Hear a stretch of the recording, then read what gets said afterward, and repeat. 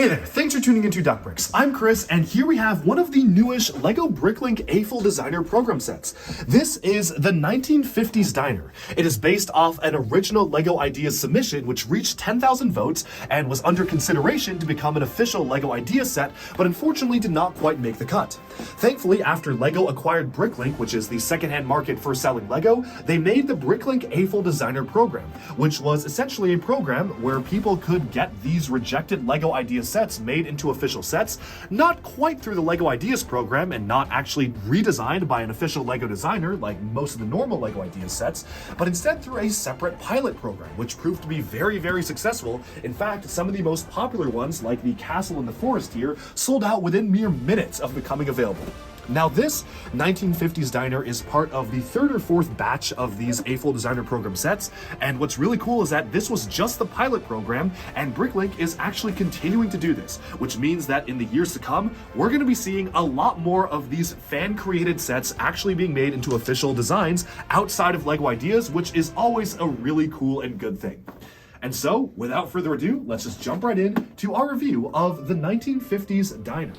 Alright, so this is set number 910011, the 1950s Diner. It retailed for 100 British pounds, 130 US dollars, or 110 euros, and came with 1,379 pieces and 4 minifigures. At least for when it was available for a few hours on Lego.com and Bricklink.com, versus after it sold out, you can now really only get this on Bricklink for around $250. So it has over doubled in value, and potentially for good reason, and we'll take a look at the set right now.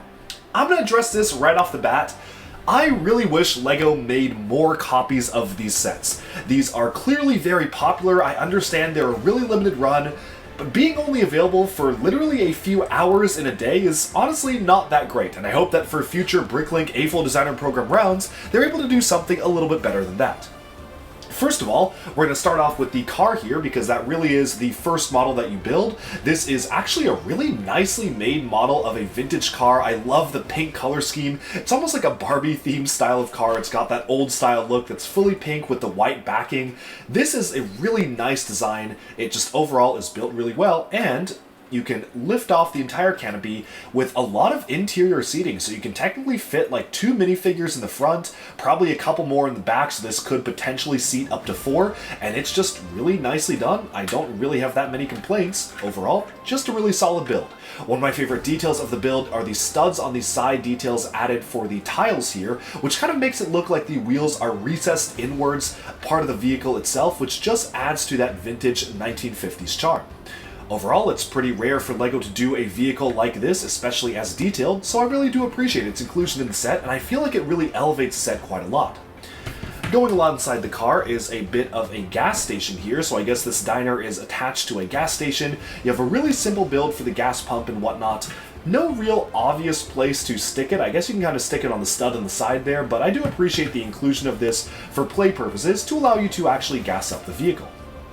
Of course, though, the main focus is on the diner itself. So, setting aside the minifigures, which we'll take a look at the figures really quickly, we've got this character right here. No new prints, no new nothing, because it is a Bricklink A-Full Designer program set, but nice inclusion of the Ninjago Crux as well as the Doctor Who Peter Capaldi hair in black there.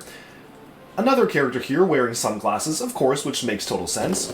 We have a waitress here utilizing the Obi-Wan Kenobi hairpiece of all things, but I think that works out for a female character, on roller skates. Of course, you gotta have them on roller skates, and there's also a chef inside, which we'll take a closer look at when we open up the diner itself. Taking a look at the building though, this honestly was not quite as big as I initially thought it would be, but that's not necessarily a bad thing. Honestly, probably the weakest part of the model is that there isn't really a base plate underneath it, which makes building it really flimsy. I was actually kind of surprised at how flimsy this is. None of these pieces are really held on that well together, so it's really easy to kind of have this break apart. I really wish they just had a few plates that they put on the bottom here. It would have made this feel a lot more finished and complete, but as it is right now, it feels like this is something that should have had a base plate, but they just ran out of pieces to include it. Otherwise though, the exterior is really nice. I like the overall look and feel of the build itself. You have a nice rounded design Of course, utilizing the UFO quarter dish elements on the sides here, nice stickers advertising the food, and I also really like the sign. It just feels very vintage and retro to me, with a brick-built burger and fries to boot. Of course, you can see the menu printed right here. If we can fry it, you can try it. No salads. Hey, I can appreciate that kind of logic. I want to go to this restaurant.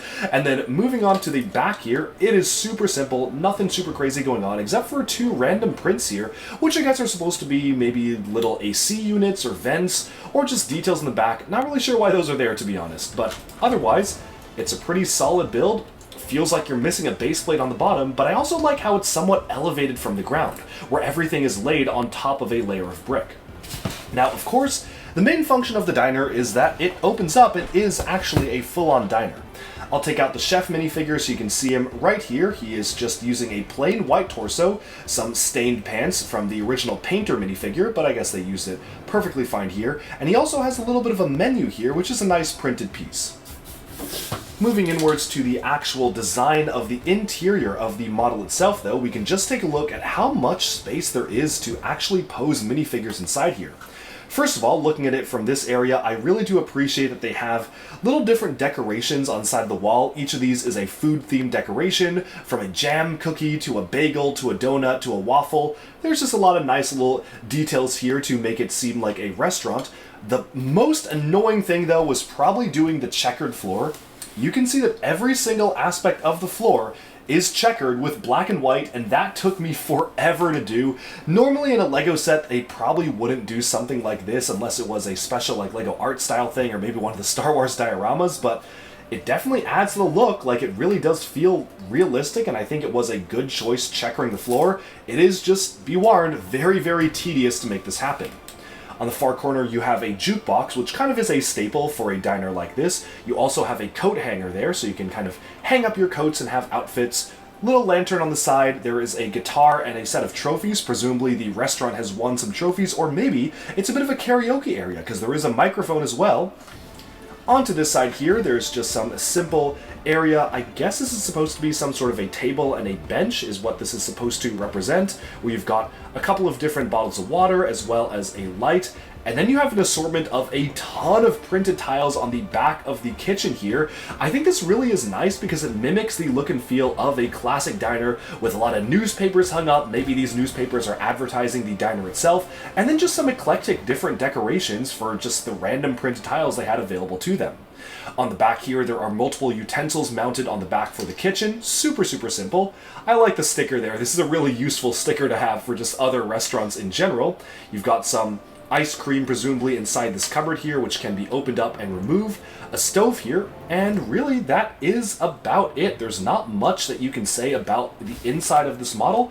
It's just a really nice and charming diner. Seats for 4. No studs though, so the annoying thing is that it does look really nice, but there's no actual way to keep minifigures posed in here. I kind of just have the chef just standing here. Like, I guess he kind of can work, like just standing on the countertop there, but it definitely is just requiring you to use your imagination and pretend that they are actually attached versus just standing around inside of the diner itself. However, they did that to accomplish the checkered look and feel, so I definitely do understand the logic behind that. I just kind of wish there were at least a couple of places where you could actually stand minifigures or even just sit them down at the tables, but there isn't really a space for that.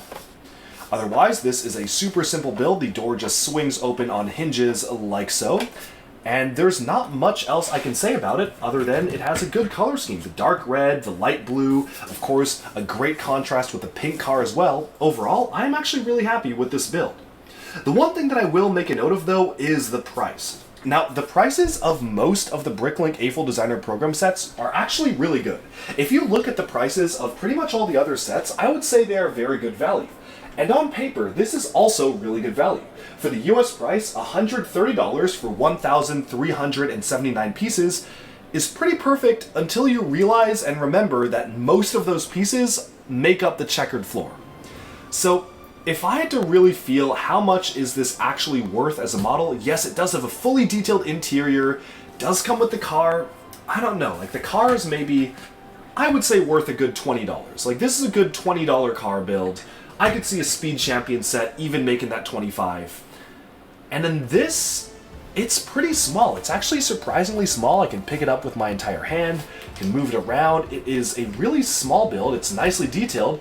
The interior is crazy detailed, but it is a smaller build, and it honestly doesn't feel worth more than maybe $60, $70 to me, just looking at the massive stuff here. So being optimistic, let's say 70 plus 25, $95 feels a lot more fair for this. Could make it a clean 100.